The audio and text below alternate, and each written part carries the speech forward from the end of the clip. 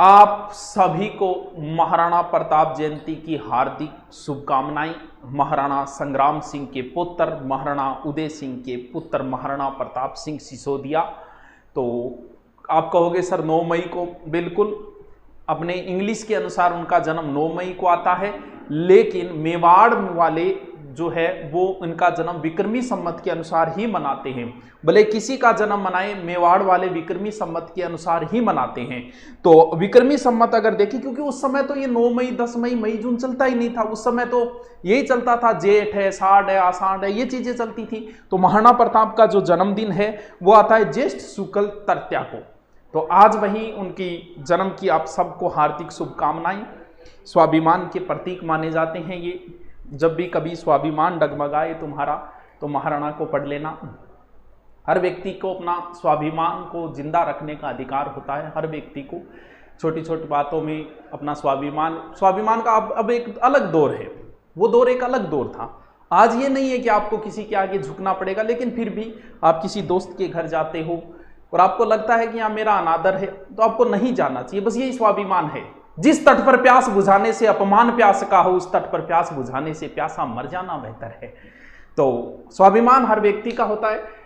एक बार छोड़ दिया, किसी चीज को छोड़ दिया, अगर वापस आप जाते हो तो ये एक स्वाभिमान को ठेस पहुंचती है, नहीं करना चाहिए। या तो किसी जैसे बहुत सारे हमारे गुरुजन होते हैं, संस्थाएं छोड़ते हैं, वापस भी चले जाते हैं, पता नहीं क्या कारण हो। या तो छोड़ो मत, जब तक यहाँ तक ना आए, बात कंठों तक न पहुंचे, तब तक छोड़ो मत। और अगर छोड़ दिया तो फिर वापस मत जाओ। यही स्वाभिमान है। बस तुम्हारा आज भी स्वाभिमान जिंदा रखना जरूरी है। आज भी अगर तुम अपनी बात पे रहते हो तो आज भी तुम्हारी वैल्यू होगी इस मार्केट के अंदर। क्यों? क्योंकि तभी तो बोलते हैं बड़े बुजुर्ग हमारे बात के धनी होते थे, जो कह देते थे। आज भी होना चाहिए, ये नहीं कि सुबह कहीं शाम कहीं। तो बात का धनी, स्वाभिमान को जिंदा रखना जरूरी है। महाराणा जो है वो स्वाभिमान के प्रतीक माने जाते हैं हमारे। और ये हमारा सौभाग्य है कि हमारी राजस्थान भूमि में इनका जन्म हुआ। तो ये सबसे बड़ी खुशी की बात है। आज आप सबको हार्दिक शुभकामनाएं। ये एक ऐसे व्यक्तित्व हैं जिनका आज तो आदर है, युगों युगों तक रहेगा। जब तक ये सृष्टि रहेगी तब तक रहेगा। लेकिन जब महाराणा प्रताप के समकालीन जो लोग थे वो भी उनका उतना ही आदर किया करते थे। उस समय भी उनका बड़ा आदर था। समकालीन जैसे बात करें, पृथ्वीराज राठौड़ इनका आदर करते थे, जबकि पृथ्वीराज राठौड़ स्वयं अकबर के दरबार में रहते थे।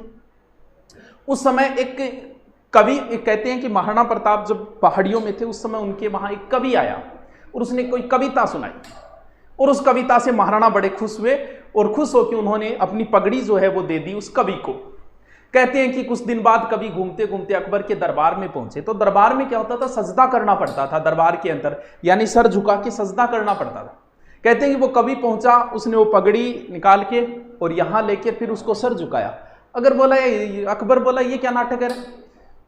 बोल जी नाटक नहीं है, ये उस व्यक्ति की पगड़ी है जिसने कभी किसी के आगे सर नहीं झुकाया। ये पगड़ी हिंदुआ सूरज महाराणा प्रताप की, इसलिए मैंने महाराणा प्रताप का सम्मान करने के लिए ये पगड़ी जो है वो इधर रख दी।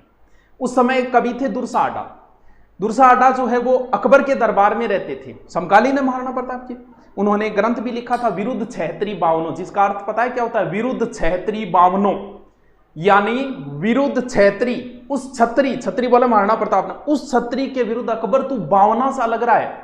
यानी अकबर के दरबार में रहते हैं फिर भी महाराणा प्रताप का सम्मान करते हैं। क्यों? क्योंकि बात ही ऐसी थी। तो जब खबरें पहुंची कि महाराणा अधीनता स्वीकार करें, ऐसी खबरें पहुंची थी, पूर्णतः नहीं था। तो अकबर का दरबार लगा था, सारे दरबारी बैठे थे। तो उस समय चर्चाएं चल रही थी, क्या ऐसा हो सकता है, क्या महाराणा अधीनता स्वीकार करेंगे, इस विषय पे चर्चा चल रही थी। कहते हैं अकबर री मंजिल भूपासी देश में होती जमयोड़ी। ये पेवर भाषा है, जिसको समझ में आ जाए अच्छी बात है, नहीं आए तो दोबारा देख लेना। तो जब दरबार लगा था उस समय की बात है, जब चर्चा चल रही थी क्या महाराणा अधीनता स्वीकार करें, उस विषय पे सारे दरबारी बैठे हुए थे कि अकबर री मंजिल भूपासी देश में होती जमयोड़ी, पातल पर भाकर अस्त भयो खबरा जब पुगी उड़तोड़ी। भेद मिलो नहीं बढ़ाने बैठक में यूं सन्नाटो छायो, दुरसो आडो उन वक्त उठ्यो अकबर ने साच बतावण ने, पातल री परबा थिर रसी तेरो हियो सतावण ने। यानी एकमात्र ऐसे कवि जिन्होंने अकबर के दरबार में खुलकर महाराणा प्रताप की प्रशंसा की थी, दुरसाडा। पातल री परबा थिर रसी तेरो हियो सतावण ने, कि चिंता ना कर, वो व्यक्ति कभी अधीनता स्वीकार नहीं करेगा, तेरे छाती पर मूंग न्यू ही दड़ेगो।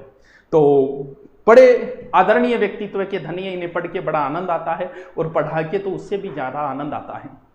कवि सिद्धार्थ देवल की कवि है कि कविता की 2 लाइन है कि भारतीय संस्कृति आज भी जिंदा है, भारतीय संस्कृति आज भी जिंदा है, कलहण के काव्य में, शंकर के मठ में, राम के अस्त्र में, परशुराम के शस्त्र में, सावित्री सीता में, पद्मिनी की चिता में, कृष्ण की गीता में, अर्जुन की वीरता में, युधिष्ठिर की धीरता में, कर्ण के कवच के दान में, दधीची के अस्थि दान में, राणा प्रताप के स्वाभिमान में, हल्दी घाटी के युद्ध में, महावीर स्वामी और गौतम बुद्ध में, वैकुंठ की वैतरणी में और देशनोक की मां करणी में।